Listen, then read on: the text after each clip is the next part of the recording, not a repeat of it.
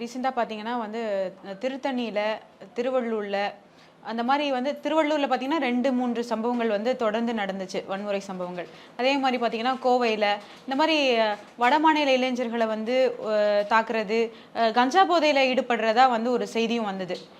இதெல்லாம் வந்து எப்படி எடுத்துக்கிறது? கஞ்சாவே இல்லன்னுல மாசு சொன்னாரு. அவர் வந்து ஓடிட்டே இருக்காரு. ஒரு இடத்துல நின்னா தான் அவருக்கு தெரியும் என்ன நடக்குது நாட்டுலன்னு. சென்னையில ஓடுனா கன்னியாகுமரி ஓடுறது திரும்பி ஓடிக்கிட்டே இருக்காரு 5 வருஷமா. எங்க தான் ஓடுறாருன்னு எனக்கும் தெரியல. டெய்லி பார்க்குறேன் ஓட்டப்பந்தயம் ஓட்டப்பந்தயம்னா உங்க வேலை என்ன? சுகாதாரத்துறையை மேம்படுத்தணும். அந்த வேலை பார்க்கறதில்ல. ஜீரோ கஞ்சோன்றீங்களே, ஜீரோ உண்மை தெரியுமா? உலகத்துல எங்கேயாவது ஜீரோ உண்மைன்னு இருக்கா?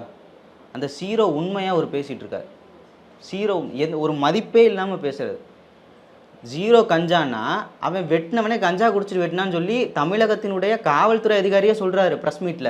ஆமா அவன் கஞ்சா குடிச்சிட்டு வெட்டினான் அப்படின்னு. இல்ல விசாரிக்கிறவன்ல சொல்லி போட்டிருந்தாங்க. விசாரணையில இருக்கு. அதை தெளிவுபடுத்த முடியாதுன்னு சொல்லியிருந்தாங்க. எப்படி குடிச்சவன் போதை இறங்கி போனதுக்கப்புறம் விசாரிப்பீங்களா? எப்படி ஜாஃபர் சாதிக்க விசாரிச்ச மாதிரியா? அப்படிதான் சொல்லியிருக்காங்க. அது 2, 3 நாள் ஆயிடுச்சு. அவங்க அவங்க பயன்படுத்தினாங்களா இல்லையான்னு தெரியல. விசாரிச்சுக்கிட்டு இருக்கோம்னு சொன்னாங்க. 31/12/2025 இதே சென்னை எக்மோரில் 10 கிலோ கஞ்சா பிடிபட்டிருக்கு ரயில்வே ஸ்டேஷனுக்குள்ள. இப்போ இதுக்கு யார் பதில் சொல்கிறது? இதுக்கு யார் பதில் சொல்கிறது? அவர் சொன்ன அடுத்த நாள் அதே திருத்தணி ரயில்வே ஸ்டேஷனில் ஒரு பையன் 2 பயலுக சேர்ந்து ஒரு சாமானிய ஒரு வியாபாரியை போட்டு அடிக்கடி நடிக்கிறான். அவன் எந்த போதையில் பண்ணான்?